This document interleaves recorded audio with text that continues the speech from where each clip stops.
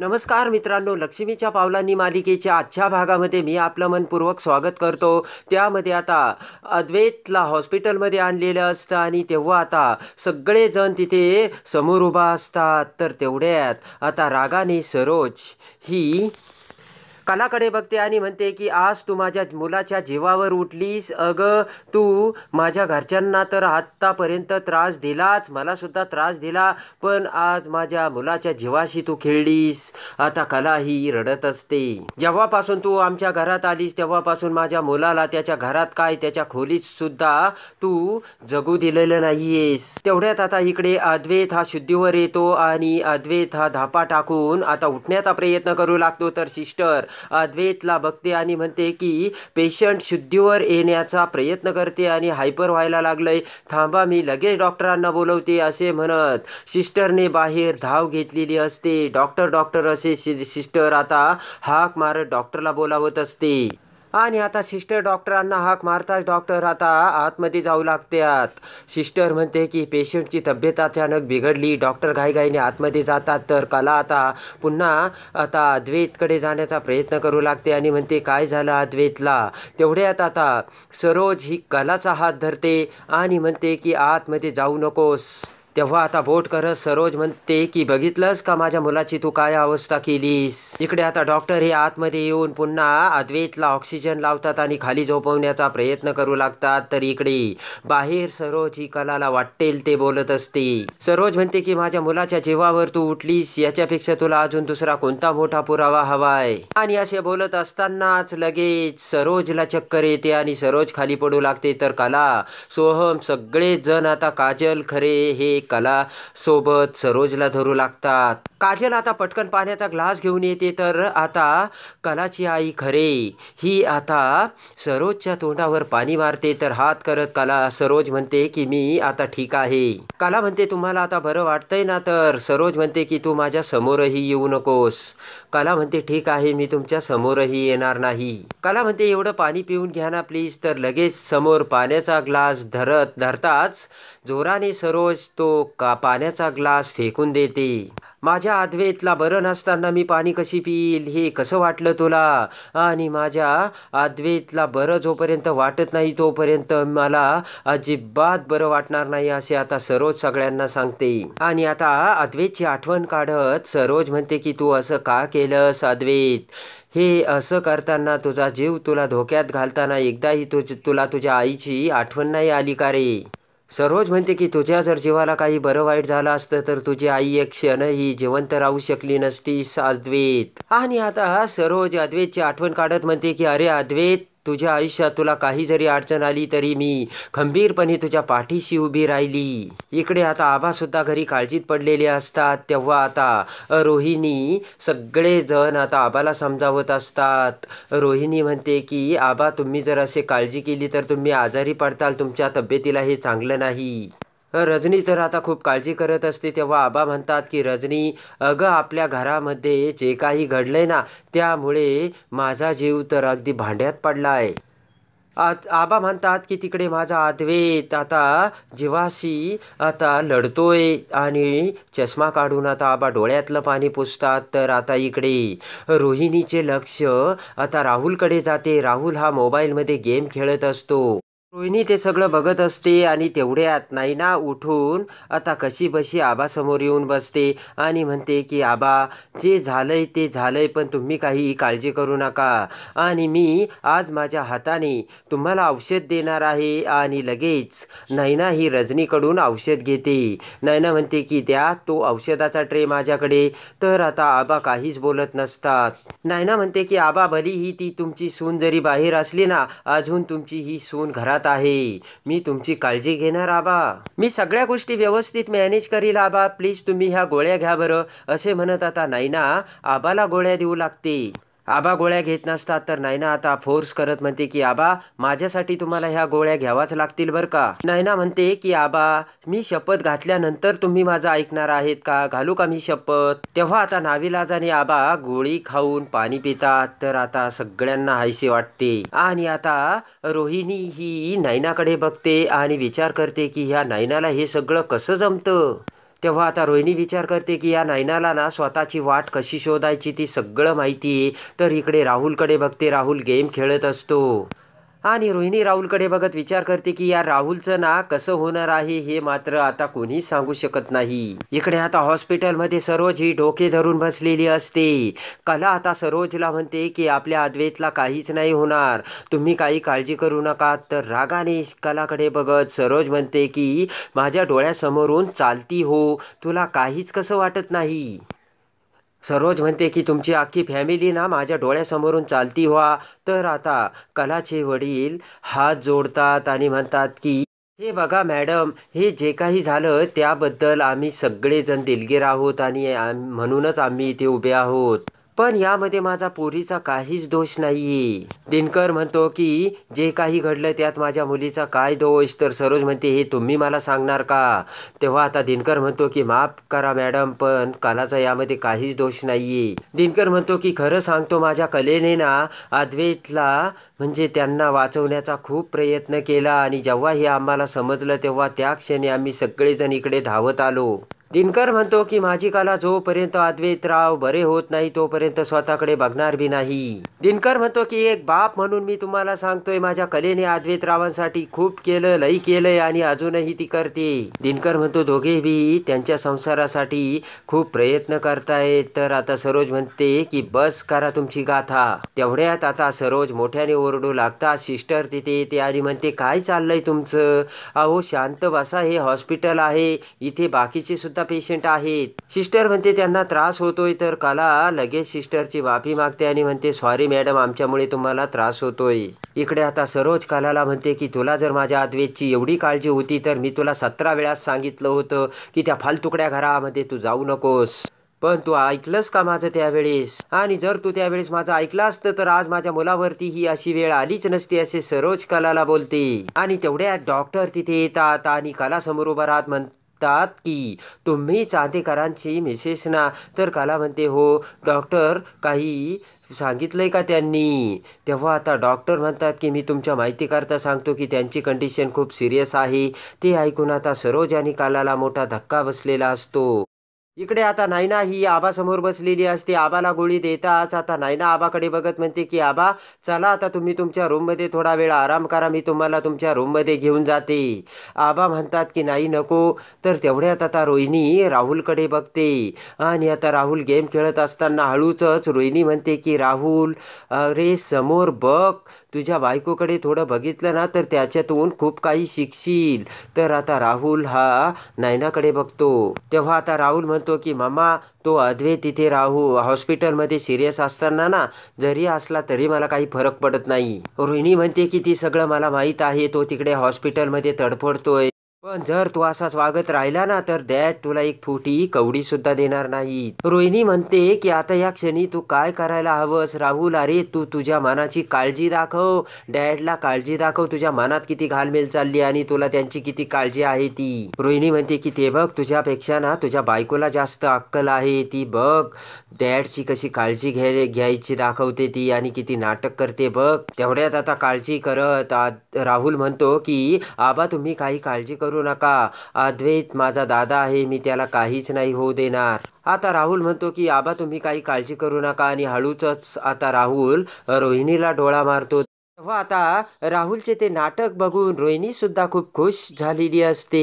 इकडे आता डॉक्टर कलाला म्हणतात की हे बघा पेशंटची तब्येत अजूनच खूप सिरियस होत चालली, त्यामुळे त्यांच्या काही टेस्ट कराव्या लागतील, तर त्यासाठी तुम्ही या कन्सेंट पेपरवर सही करा असे म्हणत डॉक्टर ते पेपर कलासमोर धरतात. तर कला ते पेपर घेत म्हणते द्या इकडे. तर तेवढ्यात सरोज ते पेपर हिसकावून आपल्याकडे घेते आणि म्हणते की काहीच गरज नाहीये. रागाने कलाकडे बघत सरोज म्हणते की माझ्या मुलापासून तर तू 4 हात दूरच राहा, त्याची आई अजून जिवंत आहे, काय करायचं ना ते मी बघेन, असे म्हणत पटपट आता सरोज त्या पेपरवर सही करते. इकडे आता सही करताच इकडे कला डॉक्टरला म्हणते की डॉक्टर साहेब मला माहिती आहे अद्वैत खूप सिरियस आहे, पण तो लवकर बरा होईल ना. डॉक्टर म्हणतात की कंडिशन थोडीशी क्रिटिकल आहेच, आमच्या बाजूने आम्ही पूर्ण प्रयत्न करतोय, पण आता ते क्लिअर कधी होतील आणि हे कधी घडेल हे आम्ही सांगू शकत नाही, असे म्हणत आता डॉक्टर निघून जातात. इकडे आता आबा काळजी करत असतात आणि रोहिणीला म्हणतात की अगं रोहिणी, इथे माझी काय परिस्थिती झाली तू बघितलं ना. जेव्हा अद्वैत ठीक आहे हे मला कळेल ना तेव्हाच माझा जीव भांड्यात पडेल. रोहिणी म्हणते की मला सुद्धा वाटत होतं की हॉस्पिटलमध्ये फोन करावा, पण हॉस्पिटलमध्ये कुणी फोन उचलण्याच्या परिस्थितीत आहे की नाही तेच काही कळत नाही. रोहिणी म्हणते थांबा मी फोन लावते, तर तेवढ्यात आबाच्या मोबाईलवर सरोजचा फोन येतो आणि आबा हसतच म्हणतात की अरे आला, सरोजचा फोन आला. तर आता लगेच आबा म्हणतात बोल ना सरोज. सरोज म्हणते की आबा आत्ताच माझ्या डॉक्टरांशी बोलणं झालं आणि अद्वैतची कंडिशन खूप सिरियस आहे आणि डॉक्टर म्हणतात की त्याच्या काही टेस्टही कराव्या लागतील. तेव्हा आता आबांची काळजी अजूनच वाढलेली असते. रजनी म्हणते की वहिनी तुम्ही काही काळजी करू नका, सगळं काही ठीक होईल. तर आता सरोज म्हणते नाही ग, कंडिशन खूप सिरियस आहे. तेव्हा अजूनच आता आबांची काळजी वाढलेली असते. सरोज म्हणते की मी तुला सांगते रजनी, हे सगळं त्या मुलीच्या पायगुणाने झालं. ती मुलगी घरात आली आणि सगळं काही आता उलटापालट झाली. रजनी म्हणते की वहिनी आता तुम्ही बाकीचा काहीच विचार करू नका, तुम्ही फक्त अद्वैतच्या काळजी घ्या आणि त्याचाच विचार करा. सरोज म्हणते अगं कसा विचार करू, इथे ती मुलगी आणि तिची फॅमिली माझ्या डोळ्यासमोर माझी वाट लावत बसली. सरोज म्हणते की अगं माझं चुकलंय अशी साधी म्हणायची सुद्धा धमक त्या मुलीमध्ये नाही. सरोज म्हणते की माझ्या अद्वैतला मी कसं बाहेर आणलं ना ते मलाच माहीत आहे. ॲम्ब्युलन्स नव्हती वेळेवरती, मी रिक्षा केली, कसं रिक्षात अद्वैतला बसवलं आणि कसं हॉस्पिटलमध्ये घेऊन आले ते मला माहिती आहे रजनी. सरोज म्हणते की काही जरी झालं ना आता मी या मुलीला माफ करणार नाही, कारण या मुलीने माझ्या अद्वैतला आयुष्यातून उठवलं. तेव्हा आबा म्हणतात की हे बघ सरोज, तू काहीही रागात बोलू नकोस. तेव्हा आता आबा म्हणतात की सरोज तू एका बाजूने विचार करायला लागली. अगं अद्वैतला त्या आगीतून कलाने बाहेर काढलं आणि हॉस्पिटलमध्ये घेऊन गेली. तेव्हा आता आबा म्हणतात की एक विचार कर सरोज तू, कलाने अद्वैतला त्या आगीतून बाहेर काढले, पण कलाने अद्वैतला त्या आगीतून बाहेर काढताना जर वेळ लागला असता आणि वेळेवर जर हॉस्पिटलमध्ये कला अद्वैतला घेऊन नसती गेली तर काय झालं असतं याचा तू विचार कर. तेव्हा आता आबा म्हणतात की सरोज प्रत्येक गोष्टीत वाईट बघणं थांबव तू. तेव्हा आता आबा म्हणतात की सरोज आता या परिस्थितीत आपण सगळ्यांनी एकत्र उभं राहणं गरजेचं आहे. तेव्हा सरोज म्हणते राहू ना, आपण एकत्र राहू. सरोज म्हणते की पण फक्त चांदेकर, आपल्याला दुसऱ्या घराची लुडबुड कशाला हवी यामध्ये. सरोज म्हणते की 1000 वेळा मी त्या मुलीला सांगितलं होतं की त्या घरी जाऊ नकोस म्हणून. काला जर त्या घरी गेली नसती तर आगही लागली नसती आणि आग जर लागली नसती तर माझ्या अद्वैतला सुद्धा काहीच झालं नसतं. तेव्हा आता आबा म्हणतात की सरोज तू जे बोलते ना त्यामध्ये काहीच तथ्य नाही. अगं तुझा राग आता मला विचार करायला भाग पाडतोय. तर सरोज म्हणते जाऊ दे आबा, आता या विषयावरती बोलून काहीच अर्थ नाही. आणि आता लगेचच सरोज म्हणते की जाऊ दे आबा, मला आता त्या विषयावर काही बोलणं वाटत नाही. मी फक्त माझ्या मुलाच्या तब्येतीची आणि काळजीविषयीच बोलणार. तर तेवढ्यात आता सरोजने फोन कानालाच चालू ठेवलेला असतो. तर आता रोहिणी आबाला म्हणते की मला वाटतंय की सरोज वहिनी अगदी बरोबर बोलते. हे जे काही झालंय ना ते सगळं कलामुळे झालंय.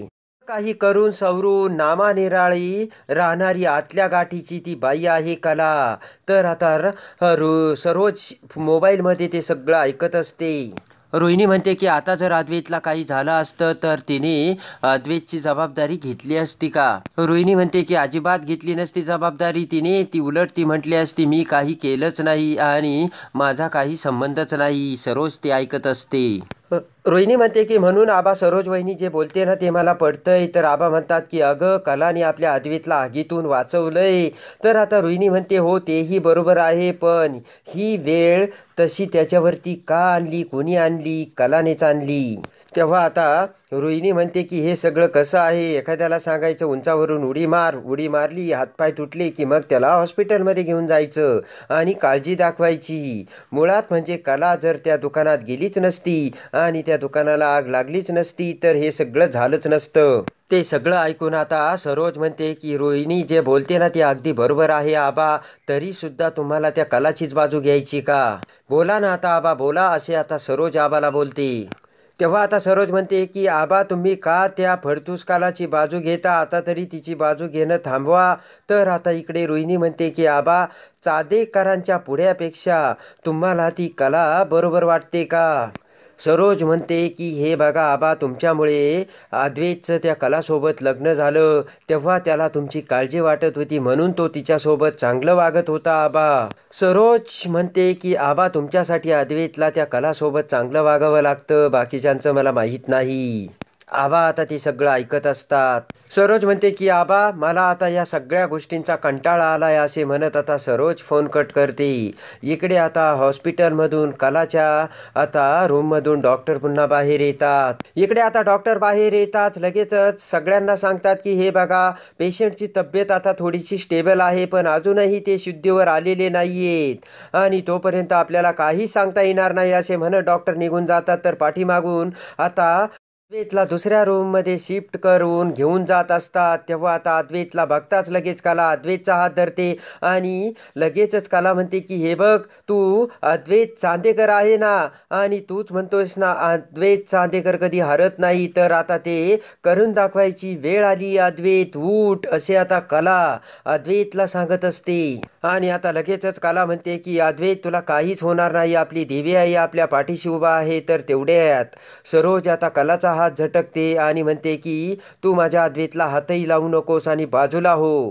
तर तेवढ्यात अद्वैतला आतमध्ये घेऊन जातात. तर सिस्टर म्हणते की हे बघा तुम्ही सगळे बाहेरच थांबा, जोपर्यंत पेशंटला शुद्ध येत नाही तोपर्यंत पेशंटकडे कुणीही जायचं नाही. इकडे आता सरोज पुन्हा कलासमोर येते आणि म्हणते की हे बघ जेव्हा जेव्हा तू अद्वैतच्या आयुष्यात त्याच्यासमोर असतेस ना तेव्हा तेव्हा अद्वैतच्या आयुष्यात प्रॉब्लेम येतात, तेव्हा निघून जा इथून.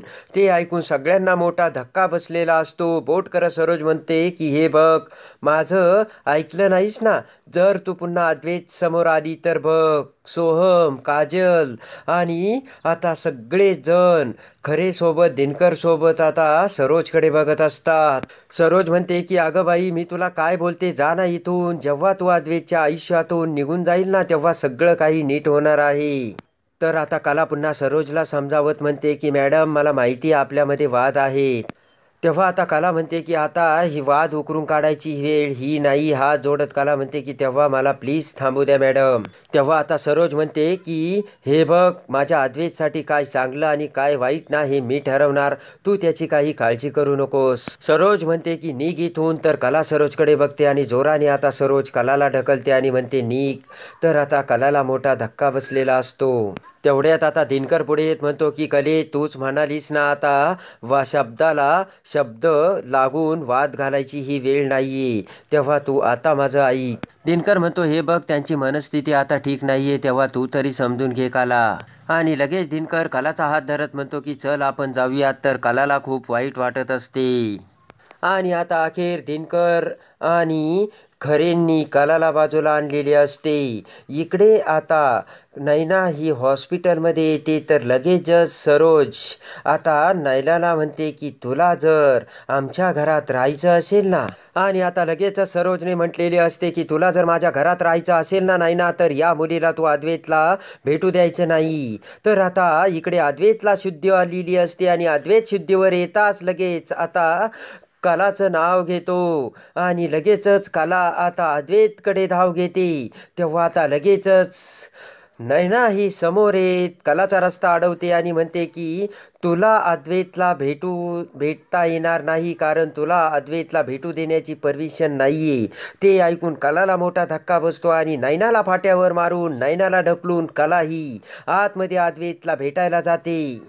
कला येताच आता अद्वैत खरे अशी कलाला हाक मारतो. तर आता लगेचच कला म्हणते की अरे आता तरी माफ कर, लोकांना किती त्रास देणार आहे असा. अद्वैत म्हणतो की कला जर तू नवऱ्याची सेवा केलीस तर तुला पुण्य लागेल. तर लगेचच कला पटकन अद्वैतला चापट मारते आणि लगेच आता कला ही अद्वैतचे हात पाय दाबू लागते आणि प्रेमाने अद्वैतकडे बघू लागते. आणि आता कला देखील मोठ्या प्रेमाने अद्वैतकडे बघत असते. तर अद्वैत शुद्धीवर येताच आता खऱ्या अर्थाने अद्वैत कलाचा झालेला असतो. तर कसे वाटले कला आणि अद्वैतचे प्रेम ते कमेंट्समध्ये नक्की कळवा. आणि आता शुद्धीवर येताच खरे सत्य समोर येत अद्वैत आता पुन्हा कलाला कसे तिचे स्थान मानाने मिळवून देतो आणि आबाच्या हृदयातील कलाचे स्थान पुन्हा पहिल्यासारखे करून अद्वैत पुन्हा कसा कलाचा होतो हे बघण्यासाठी आणि लक्ष्मीच्या पावलांनी मालिकेच्या डेली अपडेटसाठी बेल नोटिफिकेशनवर क्लिक करून आपल्या चॅनलला लाईक